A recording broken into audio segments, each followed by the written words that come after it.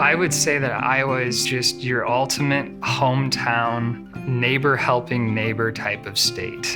You know, if somebody needs something, you can run next door and, anybody's around to always help out. To the people who live and work in Iowa, it's just about the best place you can imagine. Iowa is also a place with a strong, vibrant work ethic. I think we take a lot of pride in that. It's in our soil. We're the type of people that you wake up, you lace up your boots, and you get to work, and you also help your neighbor. I think it's its own little piece of paradise. And there is a baseball movie. Kevin Costner comes out of the cornfield and said, "Is this heaven?" No, it's Iowa. And I would say that that's really, a testament to Iowa in general. Is this heaven? No, it's Iowa. Yeah, we've never thought of that as a joke. That's always been something that we are proud of. I grew up here, and maybe it's not so glamorous while you're growing up in the middle of cornfields and farms. However, as you spend more time here, you realize that we have a great community. People are backing each other up and there for one another. It's not a place I'd ever want to leave. But on August 10th, 2020, that little slice of heaven turned into something that more closely resembled hell.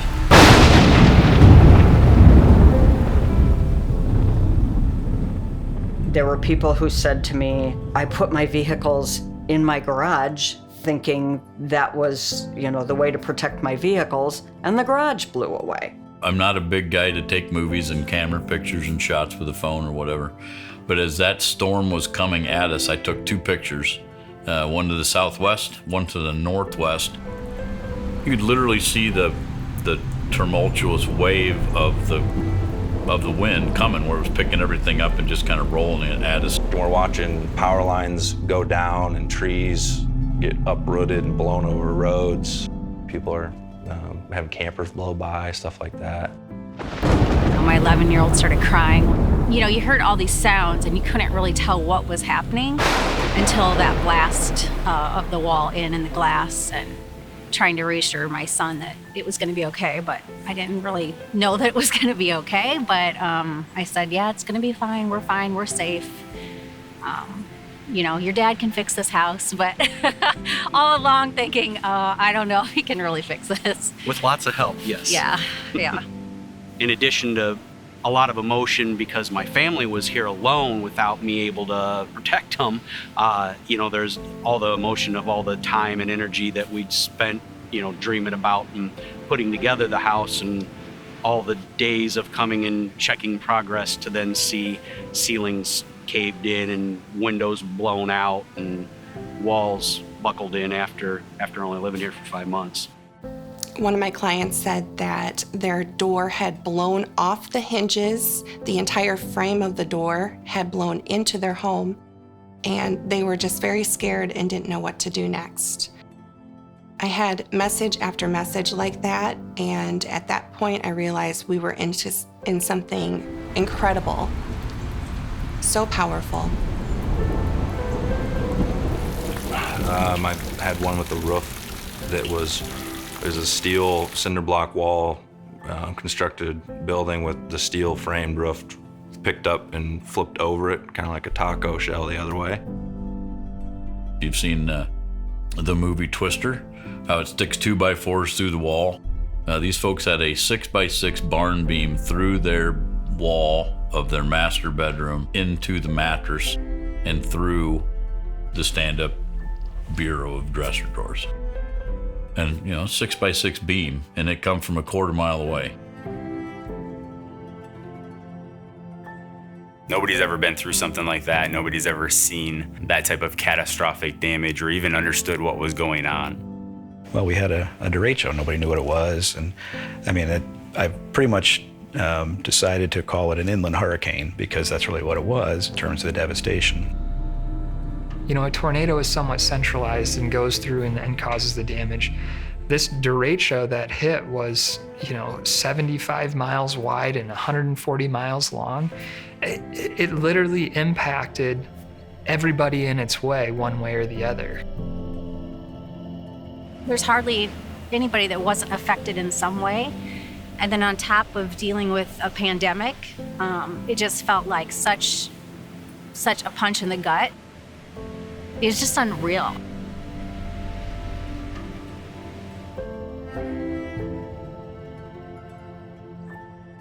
Right after the storm, I talked to one of my clients. He had a tree in his kitchen. He was telling me, I'm okay, but I'm gonna have to let you go because I need to go check on my neighbor. She's elderly and I need to make sure that she's okay. A lot of it was neighbor helping neighbor. Couple of neighborhoods that we arrived in, we would have there'd be a generator sitting in the street, and there's 4 power cords running off the generator to 4 different houses. So they were kind of taking care of each other. Just the cleanup part of it, with the trees in the streets, and they lost probably 80% of their tree cover here. The storm came through and almost just wiped them off the map. At any given time throughout the year, on average, we're dealing with about 100 claims. After the storm, the numbers hit 4,000 claims. And at least to this point, we're looking at about $50 million in losses.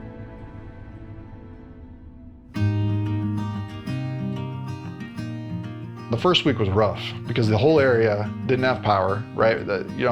For a minimum, people were without power for 72 hours and then many up to 10 days. So people couldn't make a phone call, but still, by the end of that first week, the storm happened on a Monday. I'm already getting calls from some of my most high-profile clients telling me you got to figure out a way to promote West Bend. They're doing a great job. They did this on my claim already. My neighbor has them, and they're telling me how great West Bend is, which really helped us immensely.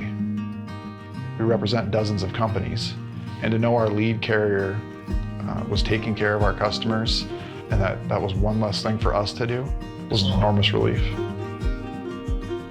It shouldn't take a storm of biblical proportions to find out who you can count on. It shouldn't take the worst to bring out our best. But sometimes it does. I think one of the silver linings for me has been kind of that renewed sense of, faith in community, and, we really had a chance to see, who our friends were and who came to help, and just how kind people really can be in times when, you're down and you need some help. West Bend performed incredibly well. We've always had a lot of faith in West Bend and our commitment to them and their commitment to us. When the storm hit, it was extremely important to have a carrier partner that was organized, that was prepared, that was efficient, that moved quickly.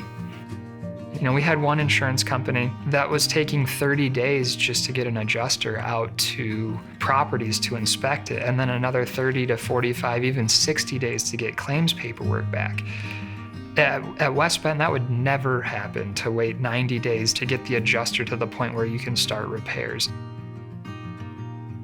West Bend is still that smaller regional insurance company that is getting the stretch and reach of some of the larger national companies.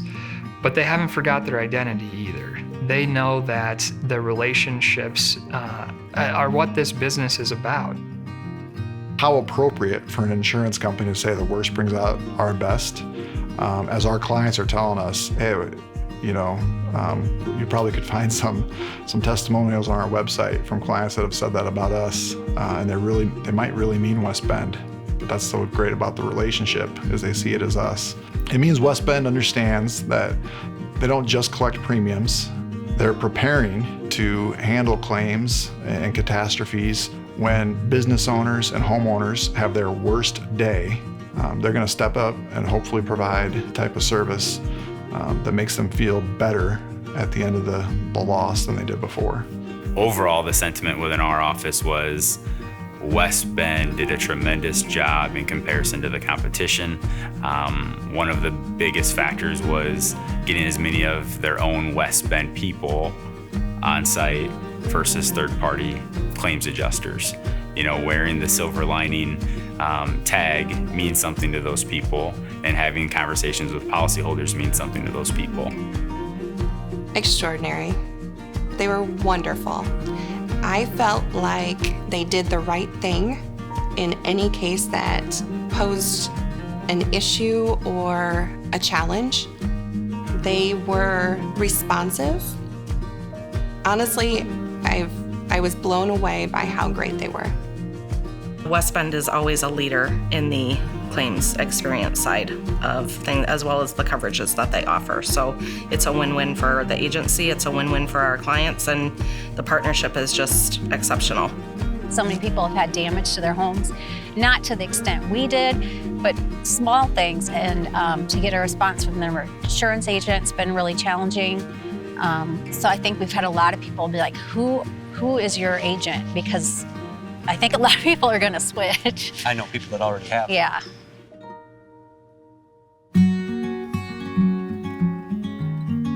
Until you go through even a year with the company, I don't think you have the experience of what makes West Bend West Bend. You know, going back to that silver lining, it's the little things that add up of what makes West Bend unique. I mean, obviously they have great products. Their premiums are, you know, competitive. The employees and the staff and the people of West Bend are second to none comparing, you know, insurance companies and people that, you know, you deal with day in and day out. When you place your faith in West Bend to cover your client, that you know that they're going to deliver on their promise, that every associate at West Bend, from the local claims rep to your personal lines underwriter, commercial lines underwriter, sales manager, is going to reach out to you, answer your questions, that they welcome your questions, they care about your community. When you buy a policy from West Bend, they are part of the heartbeat of America in the Midwest. I know their values when you step foot at their headquarters is do the right thing. You know, do the right thing by your policyholders, by the people that that work for you as agents. And I don't think we had any thought that they wouldn't do that. You know, that's why we do put a tremendous amount of policies with West Bend, as well as that trust that if something does happen, that they're going to do the right thing for the policyholder. When you sell insurance, you're selling a promise. And when the time comes to deliver on that promise, you need to know who's going to step up in your customer's time of need. When that time came in Cedar Rapids, Iowa, we did step up, because the worst brings out our best. The Derecho ripping off the top of a home and somebody losing every single thing that they had in it. I would never want that to happen to anyone, but those that are coming back from this, I've seen firsthand that they are doing better. They are deeply grateful for others helping them, and I feel like we're going to see them pass that forward. Helping others has just been one of the biggest things I've taken from this, and I feel like that's our silver lining here. In a year amidst all the struggle that we've seen in 2020, I think that in the end, that's going to be our silver lining.